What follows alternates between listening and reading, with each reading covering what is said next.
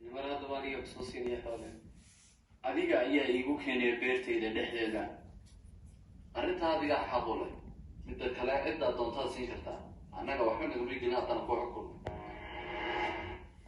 waxaan doonayaa inaad i dhamaystirto qisadii Maryam. waa si wanaagsan halkee bay noogu joogtay markii Maryam weynaatay isagoo kafaalo qaatay Nabi Sakariya.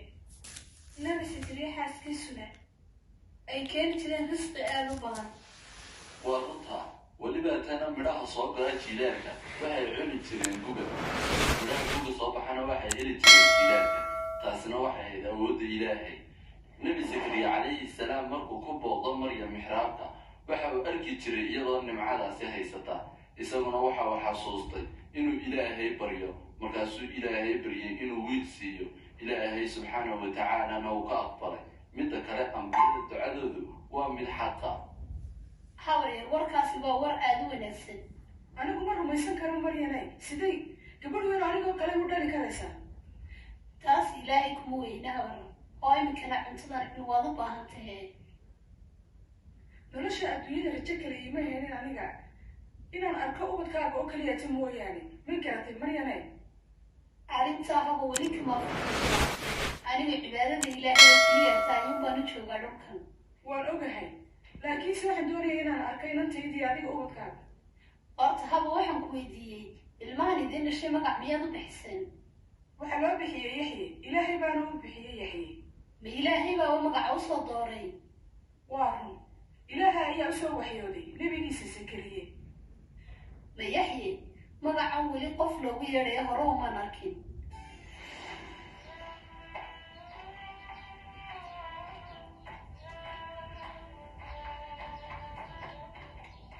joog halkeeba ku sataxiin وعليكم السلام ورحمة الله ومعاك جوابتنا نسينيسا anigu waxaan ku dhahay halkeeba ku socotaa aniga maxaad iga doonaysaa askari anigu waxaan tahay askari loo soo xisaaray inuu ilaaliyo ammaanka meelahan oo dhanba waxaan ii soo xisaaray boqorkii weynaa ee boqorkii romaaniyiinta markaadan su-aashaan ku weydiiyey ka jawaab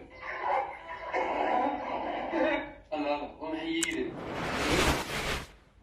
aydu waxaad moodaysay inaad anaga dhibaato nagu hayso sidaa darteed bay kuu soo weerareen adiga maxay ku soo weerari waayeen dee anigu wax dhibaato oo aan ku hayaan jirinba ma u baahan tahay inaan kusii kaxeeyo aan kusii gaadhsiiyo gurigeeda ilaahay oo keliya taa wax ilaaliya askari adiguna aad baad u mahadsan tahay dibal waaya haddaba anigu ma kusii raacaa sababtoo ah waxaan ka baqanaya inay iyadii soo weerarto waayahay anigay hoos soco aniguna waxaan tegayaa masaajidkii si aan usoo tukado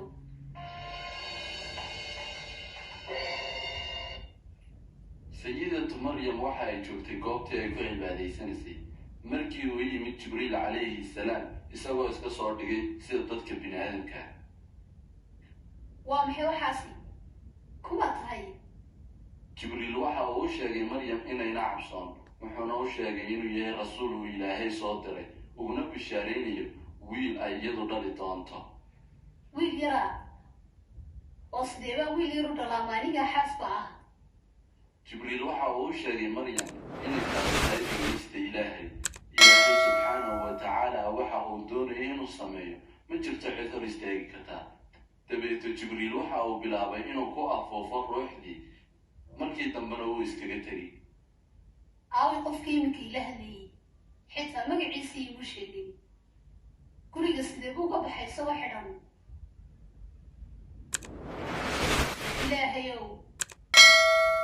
ilaahayow igu caawi wixii aad aniga ii qortay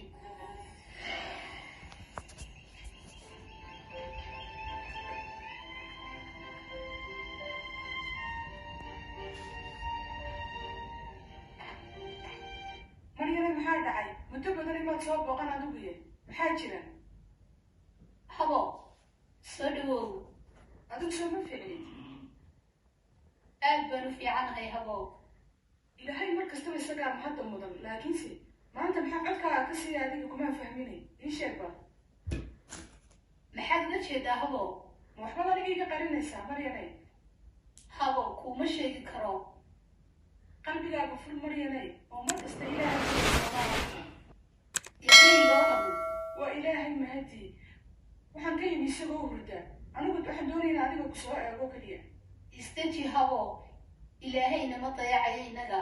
Si wanaagsan baan kugu dhegaysanaya, bal wixii sheeg adigu. rumayso habo, waan garan lahay inaan ku sheegayo in kale. Kumaan fahmin.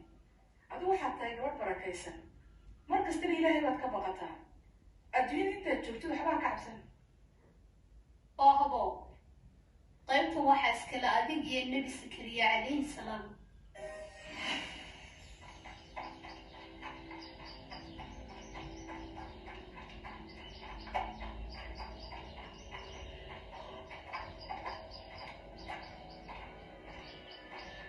askari waxaan ku weydiiyey bartolo maanta muxuu igu yeedhayaa boqorku maanta maxaa jira wax hore jira waad ogaan doontaa waqtigeeda haya waa saaxiib waxaan doonayay inaan ogaado waxaanu boqorku maanta iga doonayo oo aan si wanaagsan ugu qabto markaa wayna soo gaadhay boqorkii hore socda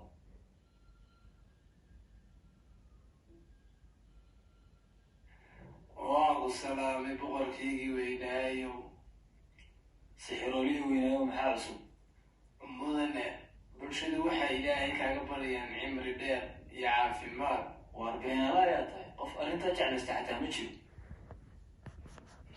way ogsoon yihiin in cashuuraha lagu ilaalinayo amnigooda oo qof diidayba miyaanu jirin mudane wax si cad uga hormugday ma jiraan laakiin sa dadka qaar baa wax iska qordhuranaya kuwa aad ii sheegaysa wax iska lele waa kuwa aan doonayo waana inaad ii keentaa midda kale meeshan waxaan amarkayga ahayn kama soconayo war quraanjo yar baan kula quraanjo hadday wax qabanaysaa aniga in layla soo socodsiiya waana tasawirkayga kuma dhaadhicinayo haa mudane amarkaaga waan maqlay waanan adeecaya marxabiya guddoon oo keliyaata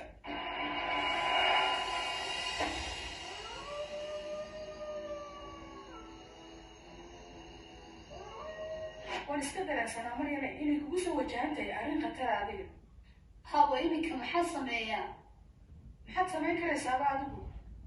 arrintan waa mid xagga ilaahay ka timi, adigana waxay kuu tahay sharaf weyn. oo haba waa ihe dadka meesha joogaa miyo in aniga i fahmayn. adiga maxaa kaa galay maryane? waxay dadku odhan doonaan iska ilow taas adigu.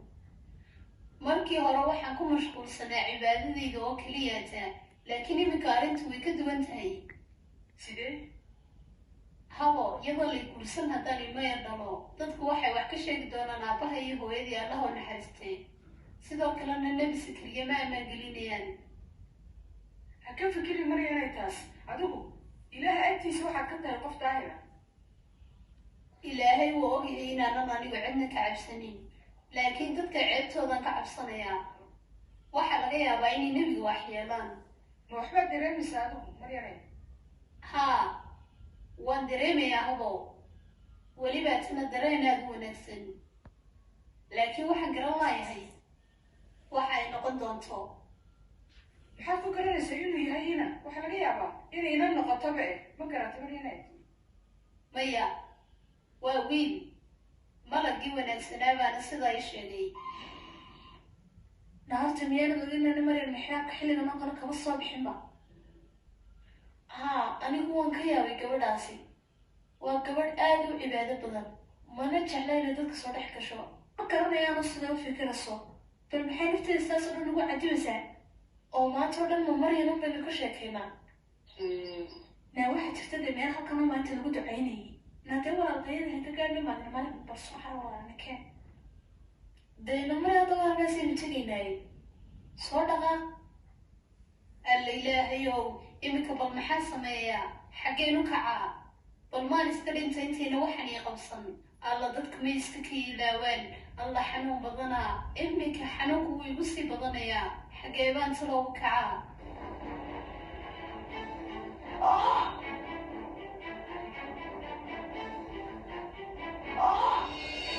maryam waxa ay umushay wiilkeygii ciise calayhim assalaam labadoodaba. alla waa wiil yar, alla qurux badanaa, aad baad u wanaagsan tahay wiilkaygiiow, laakiin gaajaa dareemayaa. nebi ciise isagoo yar ayuu hadlay, wuxuuna ku yidhi hooyadii, hooyo hana murugooni, العظيم ilmihii yaraa baaba hadlay nebi ciise haddana hooyadii waxa uu ku yidhi eeg hoostaada waxaad arki doontaa biyo ku hoos yaalla kacab hooyo adoo ku qabowsanaya alxamdu lilaahi rabbi alcaalamiin haddana waxa uu ku yidhi ruuxkii timireedkan wax kaaga soo daadan doonta timir aada u qoyan oo macaan timirtaana iska cun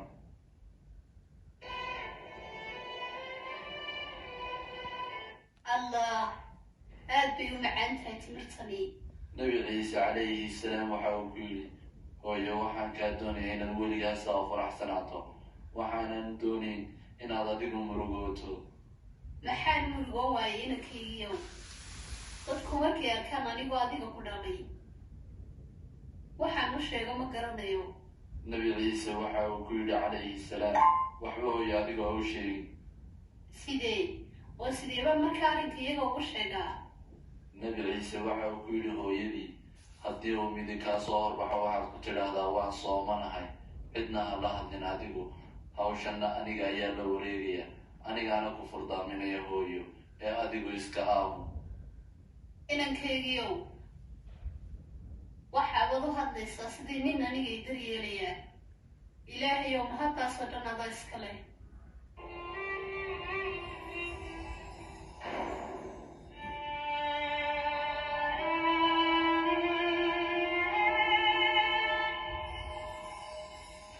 بسم الله الرحمن الرحيم فحملته فالتبتت به مكانا قصيا فأجاءها المخاض إلى جذع النخلة قالت يا ليتني مت قبل هذا وكنت ناسيا منسيا فناداها من تحتها ألا تحزني قد جعل ربك تحتك سريا وهزي إليك بجذع النخلة تساقط عليك رطبا جنيا فكلي واشربي وقري عينا فإما ترين من البشر أحدا فقولي إني نذرت للرحمن صوما فلن أكلم اليوم إنسيا صدق الله العظيم